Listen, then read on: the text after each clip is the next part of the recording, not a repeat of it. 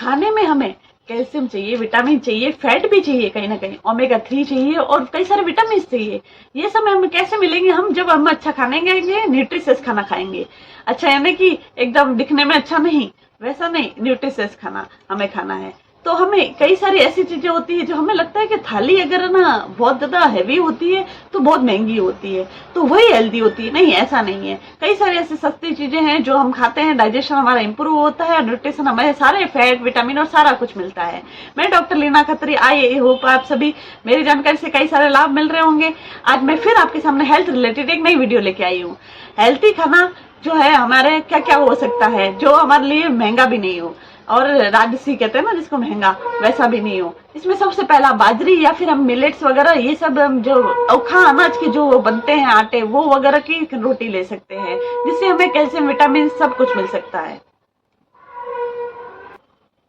बाजरी से हमें प्रोटीन मिलता है, आयरन मिलता है, कैल्शियम मिलता है, फाइबर्स मिलते हैं, सोल्यूबल, इनसोल्यूबल दोनों तरह के फाइबर मिलते हैं। कार्बोहाइड्रेट तो मिलता है ही गेहूं से, इसमें कम कार्बोहाइड्रेट होता है, तो यह डाइजेशन भी इंप्रूव करता है, स्लो डाइजेशन होता है, जिसकी वजह से पेट भरा भरा रहता है और हमारे वेट रिडक्शन में भी फायदा कर सकता है। तो बाजरी का आटा अगर ढंग से सूट नहीं होता है तो आटा दूसरा गेहूं का वगैरह मिक्स करके भी यूज कर सकते हैं। तो ये सब रोटी लेते हैं तो हमारे बहुत अच्छा रहता है, सब तरह के फाइबर और विटामिन मिलते हैं। इसके अलावा केला बहुत सस्ता होता है।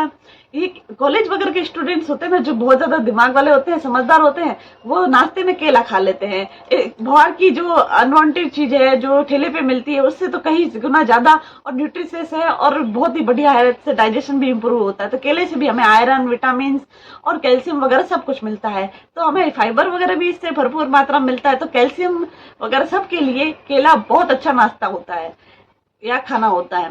कभी भी भूख लगे तो बाहर जाए तो सबसे सेफ रहता है, इसको ना धोना पड़ता है ना कुछ करना पड़ता है और सस्ता भी आ जाता है और हर जगह मिल जाता है। इसके अलावा तीसरा, चने, भुने चने होते हैं, वो हमें भूख लगती है तो हमें वो जरूर लेना चाहिए। या हम सुबह सुबह नाश्ता अगर हमारे अवेलेबल नहीं है तो भुने चने हम गुड़ वगैरह खा सकते हैं।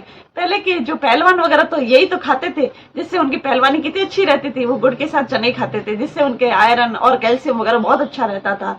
इससे आयरन, विटामिन हमें जो भुने चने से हमें आयरन, विटामिन के अलावा डायबिटीज के लिए भी गुड है, कोलेस्ट्रॉल भी इससे नहीं बढ़ता, तो ये चीज जरूर लें। इसके अलावा मूंग दाल है, दालों में मूंग दाल सबसे अच्छी रहती है। तभी तो कहते हैं खिचड़ी खाया करो जब बीमार हो जाते हैं, तो क्योंकि डाइजेशन उस टाइम भी बहुत स्लो हो जाता है और हमारे मूंग की खिचड़ी, हमारे मूंग दाल अच्छी रहती है। इसके अलावा पालक वगैरह हम लेते हैं तो कैल्शियम, विटामिन, आयरन ये सब हमें अच्छे से मिलता है। जब हम हरे पत्तेदार सब्जी लेते हैं तो नींबू या विटामिन सी को साथ में जरूर लें, ताकि वो अच्छे से पाचन क्रिया हो उसकी और उस कैल्शियम वगैरह का एब्जॉर्प्शन अच्छा हो।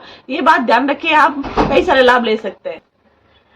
पालक से विटामिन के, विटामिन ई वगैरह भी मिलता है, तो हमें ये सब चीजें जरूर शामिल करनी चाहिए खाने में। तो ये सब चीजें शामिल करके ये सस्ती भी होती है और न्यूट्रिशियस भी होती है। तो हमें आयरन, विटामिन, कैल्शियम सभी की पूर्ति के लिए ये सब चीजें जरूर खानी चाहिए। वीडियो को लाइक करें, कमेंट करें और चैनल को अभी भी सब्सक्राइब नहीं किया तो जरूर करें। धन्यवाद।